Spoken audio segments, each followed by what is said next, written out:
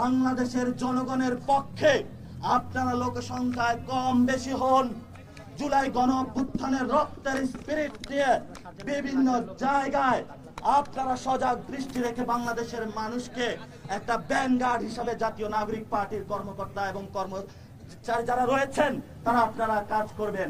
কারণ আপনাদের হাতে রয়েছে ভবিষ্যৎ বাংলাদেশের স্বপ্ন। আপনাদের হাত থেকে যদি বাংলাদেশ চলে যায় তাহলে সালাউদ্দিনের মতো যারা গ্যাং ভারত থেকে এসেছে তাদের হাত দিয়ে বাংলাদেশ ইন্ডিয়াতে চলে যাবে।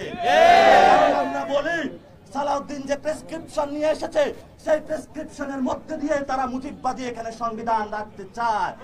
আমরা যতদিন বেঁচে আছি ততদিন মুজিববাদী সংবিধান চলবে না। আমরা যতদিন বেঁচে আছি বাংলাদেশে গণপরিষদ কায়েম হবে। আমরা যতদিন বেঁচে আছি বাংলাদেশে জাতীয় ইলেকশনের আগে স্থানীয় ইলেকশন হবে। আমরা এই পুনর্গঠন করে ছাড়বো ইনশাআল্লাহ। পরিশেষে একটি কথা বলতে চাই, যেটা হলো আমরা কয়েকদিন আগে মাঠে নেমেছিলাম।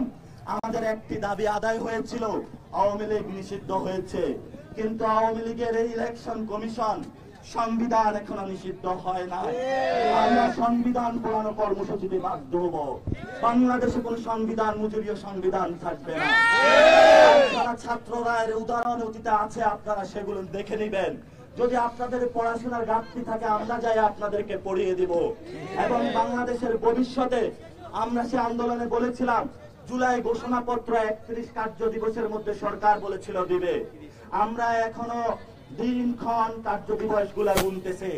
আমরা সারা বাংলাদেশে জাতীয় নাগরিক পার্টির পক্ষ থেকে বিভিন্ন জুলাই গণ অভ্যুত্থানের যারা প্ল্যাটফর্ম রয়েছে সবাইকে ঐক্যবদ্ধভাবে মানুষের মুক্তির সনদ, গণ অভ্যুত্থানের রক্ষা কবচ, গণ অভ্যুত্থানের আহত যারা হয়েছেন, শহীদ যারা হয়েছেন তাদের নিরাপত্তা রক্ষা কবচ, বাংলাদেশের মানুষের আশা আকাঙ্ক্ষার প্রতীক এবং বাংলাদেশের ভোটাধিকার ফিরিয়ে দেওয়ার জন্য যে জুলাই ঘোষণাপত্র আমাদের সামনে আসবে সেই জুলাই ঘোষণাপত্রের মাধ্যমে বাংলাদেশের যে আবহমান সমস্যাগুলো রয়েছে সেগুলো থেকে আমরা নিস্তার পাবো। আমাদের আসিফ নজরুল বলেছিলেন, একবার মুলা দেখিয়েছিলেন ছাত্র জনতাকে উনি ঘোষণাপত্র দিবেন, কিন্তু উনি বিশ্বাসঘাতকতা করেছেন। এবার আবার এসে ঘোষণা দিয়েছেন, এবার আমরা সেকেন্ড বার বিশ্বাস করেছি।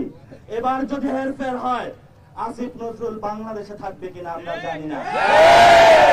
জনগণের সাথে অনেক গাদ্দারি হয়েছে, জনগণের রক্তের উপরে আপনি বেঈমানি করেছেন। এই বেঈমানি নিয়ে আপনি সরকারি অফিসার বসতে পারেন না। আমরা অপেক্ষা করছি, জুলাই ঘোষণাপত্র হবে, ইলেকশন কমিশন পুনর্গঠন হবে, স্থানীয় ইলেকশন হবে এবং একটি গণপরিষদ নির্বাচন হবে। তার মধ্য দিয়ে একটি সুন্দর যে বাংলাদেশ আমরা প্রত্যাশা করেছিলাম, আকাঙ্ক্ষা ছিলাম 53 বছর, সেটা আমরা পাবো। সেই প্রত্যাশায় আজকে আমরা আমাদের সমাবেশ সমাপ্ত করছি। যারা উপস্থিত ছিলেন আপনাদের অন্তঃস্থল থেকে অসংখ্য ধন্যবাদ। আপনারা সবাই গোসল হয়ে গিয়েছেন অলরেডি, কারণ আপনাদের এই জীবন যাত্রা গাম রক্ত ইতিহাসের পাতায় লেখা থাকবে। এই গাম এবং রক্ত